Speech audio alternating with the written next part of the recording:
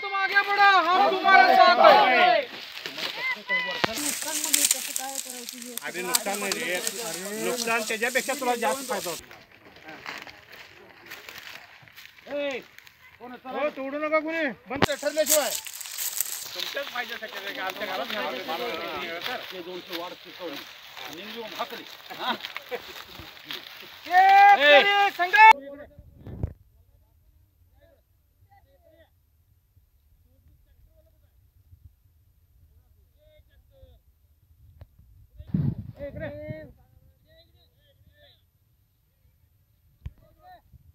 वाटो काढून मला पाहिजे. उसाचा दर ठरला नाही अजून आणि कसं तोडायला तुम्ही कुणाला विचारून तोडायला? हा तोडणी वाटी तुमची वाढवून पाहिजे का नको? मग तुम्ही शेतकऱ्याला दर मिळायला पाहिजे का नको?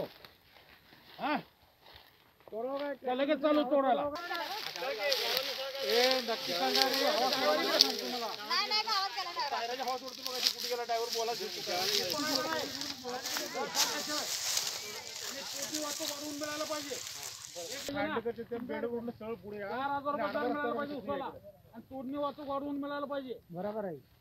तोडणी वाहतूक पाहिजे.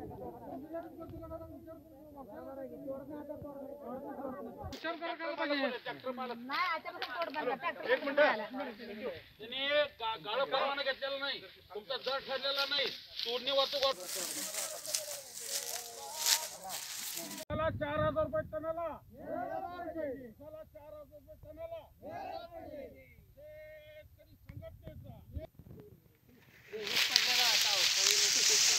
थांबा होय. वाहतूक वाढवून मिळायला पाहिजे. तोडायचं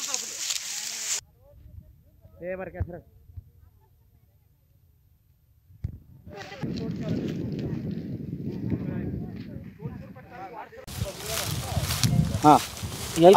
आज इथं वड्डी इथे कल्लाप्पा हिंगमिरे यांच्या इथं आम्ही ऊसतोड बंद पडली.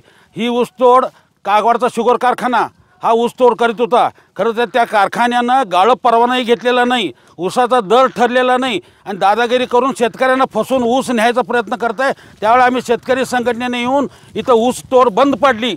खरं तर 80% साखर ही उद्योगाला लागते, 20% साखर ही घरगुती लागते. घरगुती साखर ही रेशनिंगला फुकट द्या, पण 80% साखर जी कोल्ड्रिंक स्वीट्स मेडिकल ही उद्योगाला लागते. यासाठी तुम्ही 100 रुपये दर करा, म्हणजे शेतकऱ्याला दर मिळेल आणि कारखान्यांना बी परवडेल. आणि एक तर तोडणी वाहतूक वाढवून मिळायला पाहिजे, ही आमची मागणी आहे. कारण ऊस तोडकरी आज शेतकरी लॉकडाऊन कोरोना याच्यामध्ये संपूर्ण बर्बाद झाला आहे. सुलतानी आणि आसमानी संकट, गेल्या वर्षी महापूर आला, यावर्षी अवकाळी पाऊस झाला, अतिवृष्टी झाली, याच्यामुळे शेतकरी संपूर्ण संपलेला आहे. यासाठी ऊसाला टनाला 4,000 रुपये दर दिला पाहिजे आणि उद्योगाला लागणारी साखर ही 80% लक्षात ठेवा आणि 20% घरगुती आहे. तर त्यासाठी घरगुतीला रेशनिंगला फुकट द्या, पण 80% जी साखर उद्योगाला लागते याला 100 रुपये दर करा. आणि हा दर जो पण 4,000 रुपये टनाला मिळत नाही तोपर्यंत आम्ही कुठलाही एक ऊसाचं कांड कारखान्यापर्यंत जाऊ देणार नाही, हे आज आम्ही इथं ठामपणे सांगतो. रघुनाथ दादा